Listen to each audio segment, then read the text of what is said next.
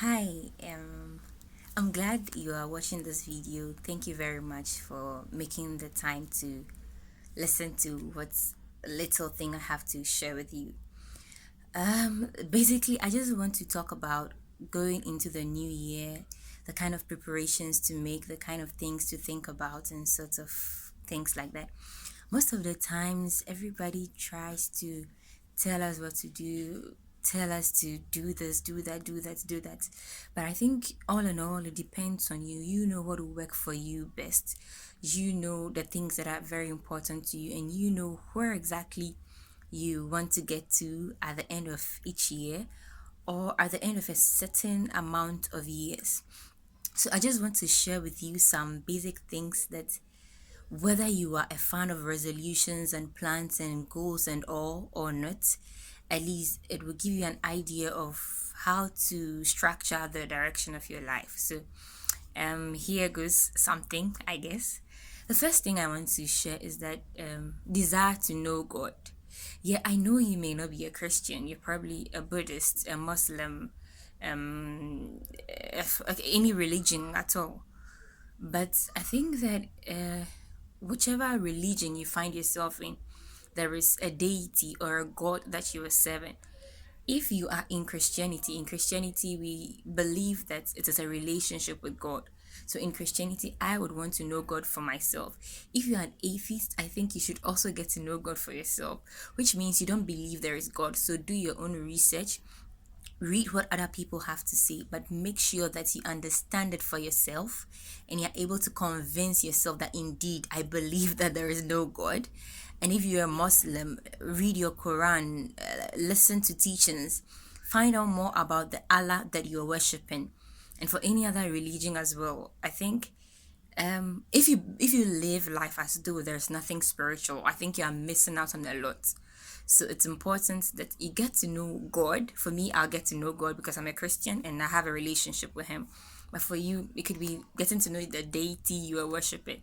And I hope that probably at the end of your search, you'd find the real God that we all need to worship. The number two thing I want to share is that read books, read blogs, read novels. You see, if you want your vocabulary to be the best, you have to read a lot. Aside that, when you read, you get an insight into people's minds. It doesn't necessarily have to be like 7 steps to a highly effective life or strategies to start a business and stuff. Start somewhere. If you are not a fan of reading, start somewhere. Read a novel, read a blog post. I could recommend some for you if you want, so you can see something in the comments if you're interested in getting to know some of the blogs, and I'll just share with you. Just make sure that you are reading something on a constant basis. It could be just 10 minutes every week of reading something else aside what you do in school or what you do at work. Believe you me, at the end of your year, when you collate all the things you've read, you realize that your mind has taken a transformative step and you're probably in a better place than you are. I recommend that we have 12 months in the year, so you could do 6 books. Assuming you hate reading, you could do at least 6 books for the year. Excuse me. So one book every 2 months. I think that should do. Read about spirituality, business, personal development, finances. Finances is really important. Financial independence is really important.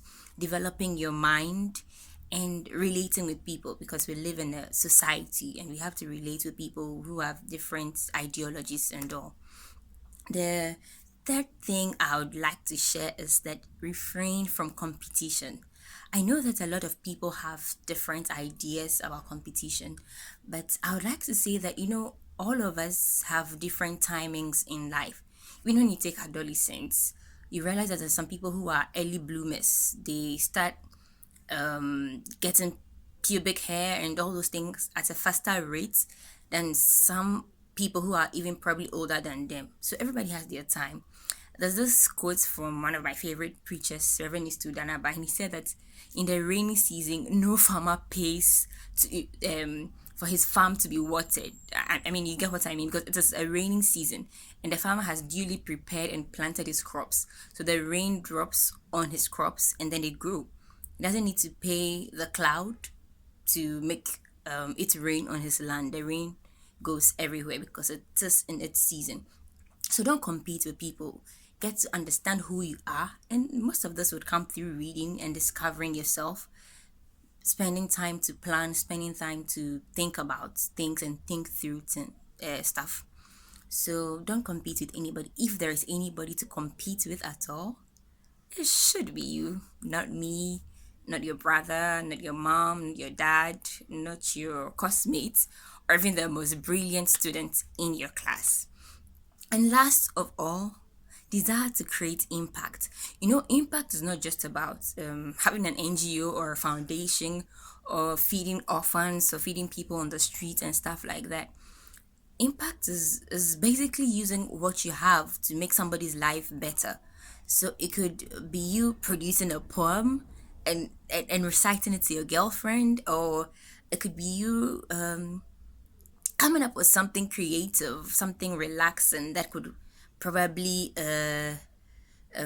be put in the same class with Beethoven and Mozart. I mean, some classical music. You could be an instrumentalist, so you want to do some classical music just to help people relax. I mean, the opportunity is there for you to do it. Just desire to do something that will probably make somebody else's life different. These are the few things that I would want to share with you. Maybe I would follow it up with a blog post before tomorrow, hopefully before tomorrow. So thank you for watching. I'm glad that you're watching. Let me know what you think in the comments, and have a happy new year. We'll do a lot of things this year from Mimi's passion and myself. Thank you very much. This is the face behind Mimi's passion. Yeah. Surprise! Ooh. Bye. Thank you very much.